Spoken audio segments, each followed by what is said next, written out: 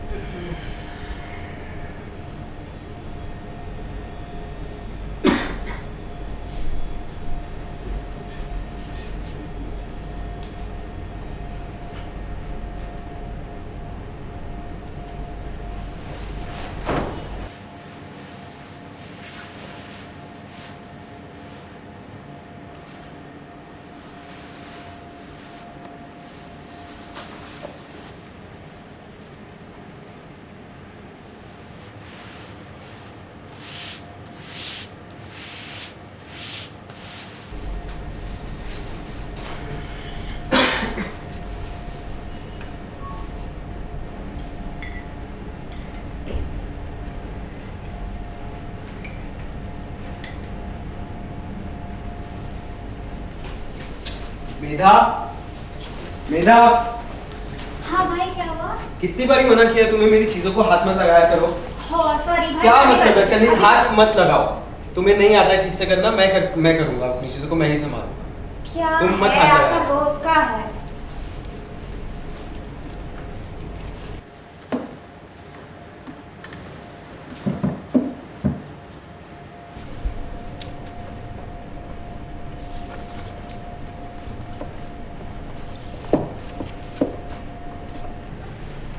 क्या हुआ? कुछ अजीब था ना वो। ये ऋषि, जैसा आपने अभी देखा कि इनके लिए हर काम 3 बारी करना कितना जरूरी है।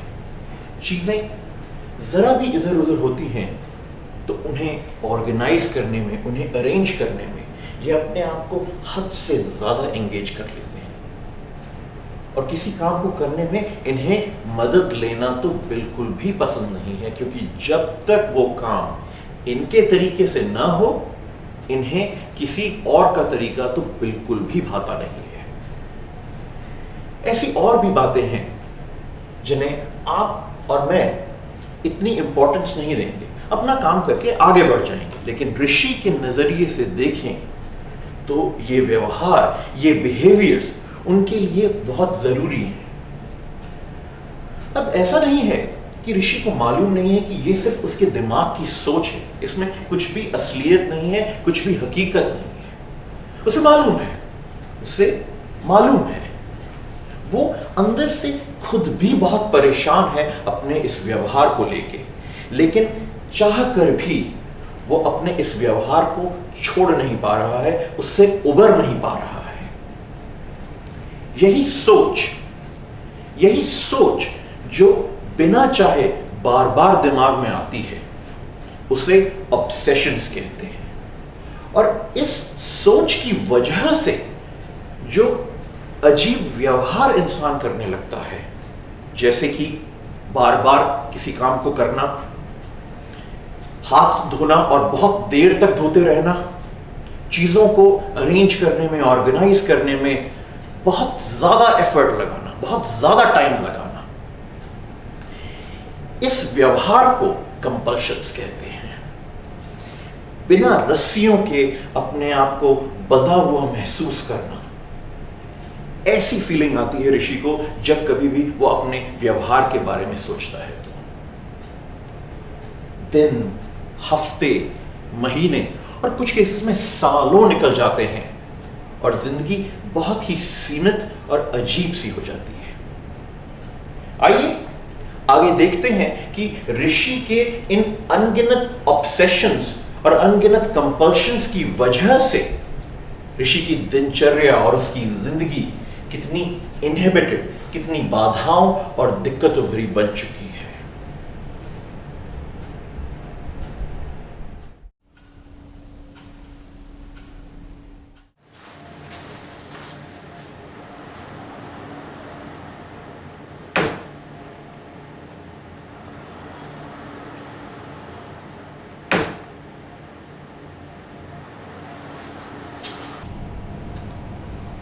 गया अब तेरा भाई 3 घंटे के लिए अब तक।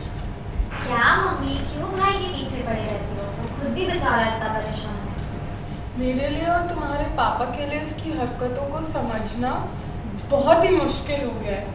हमें कुछ समझ ही नहीं आता हम इसका क्या करें। चिकना घड़ा होता है ना, ये बिल्कुल वैसे बन चुका है। मम्मी मैं समझती हूँ परेशानी है, लेकिन अगर आपके समझाने से भी कुछ नहीं हो रहा है तो हमें कुछ और सोचना चाहिए ना। कभी कभी जब मैं भी भाई के काम करने के तरीके को देखती हूँ मैं खुद हैरान हो जाती हूँ कि पता नहीं क्या कर रहा है वो। बाथरूम में 4-4 घंटे लगाना, इसके साफ सफाई का तरीका, इसके चप्पल पहनने का तरीका, इसके हर काम को बहुत स्लो तरीके से करने का तरीका से लेकर हर चीज़ को ऑर्गेनाइज करने का तरीका, मुझे तो कुछ समझ नहीं आ रहा इसका क्या करें। थक चुके हैं। आपको याद है आप लास्ट संडे पापा भाई तीनों के तीनों गए हुए थे मार्केट, तो पीबीसी पे एक डॉक्यूमेंट्री आ रही थी। उसमें एक लड़के को दिखाया था, उसकी आदतें एकदम भाई जैसी थी। फिर उसके बाद एक डॉक्टर का भी इंटरव्यू हुआ था, उसने बताया कि ऐसे बिहेवियर्स एक साइकेट्रिक इलनेस में होते हैं। चुप कर तू, तेरा दिमाग तो ठीक है। मैं मानती हूँ कि तेरा भाई थोड़ा स्लो है और अपनी चीज़ों को लेके बहुत पर्टिकुलर है, पर इसका ये मतलब नहीं है कि वो बीमार है। तू ना टीवी कम देखा कर।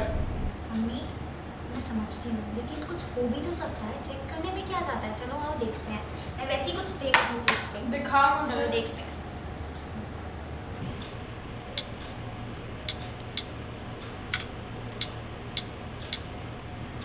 OCD डिजीज़, OCD डिसऑर्डर, हाँ OCD डिसऑर्डर।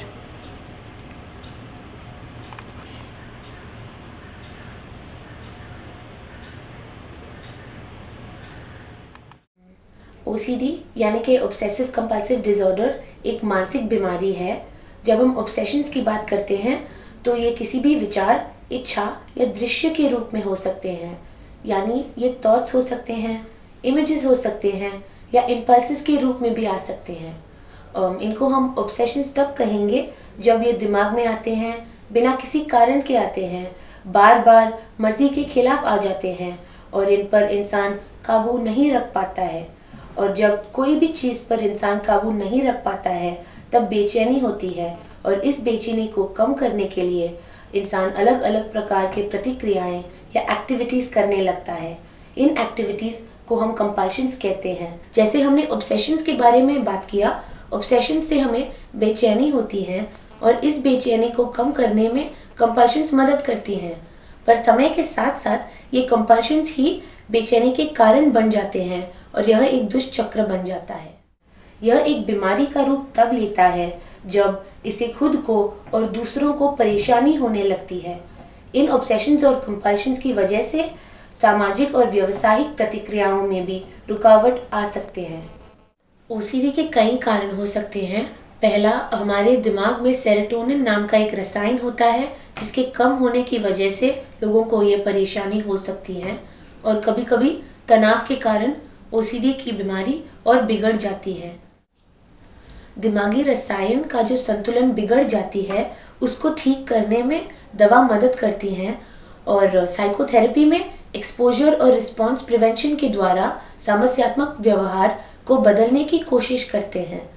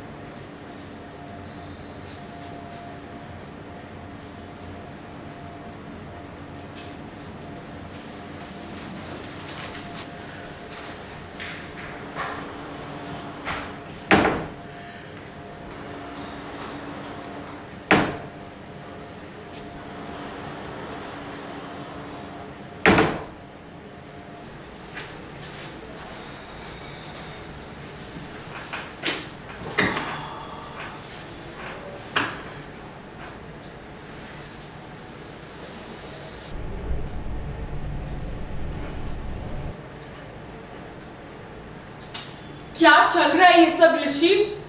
बाथरूम में 4-4 घंटे लगाता है, हर काम को स्लोली करता है। मुझे समझ नहीं आ रहा मैं तेरा करूँ तो क्या करूँ। मेरी बात सुन ले तू ऋषि। 4-4 घंटे लगाने के बाद भी तू बाथरूम से नहा धो के नहीं आता। मुंह देख, अपनी शक्ल देख, कपड़ों से इतनी बदबू आ रही है। मेरे को परेशान मत करो इतना, मुझे कोई शौक नहीं है बाथरूम में 4-4 घंटे बिताने का। पता नहीं, इससे तो बात करना इतना मुश्किल है। क्या ही करूँ मैं तेरा।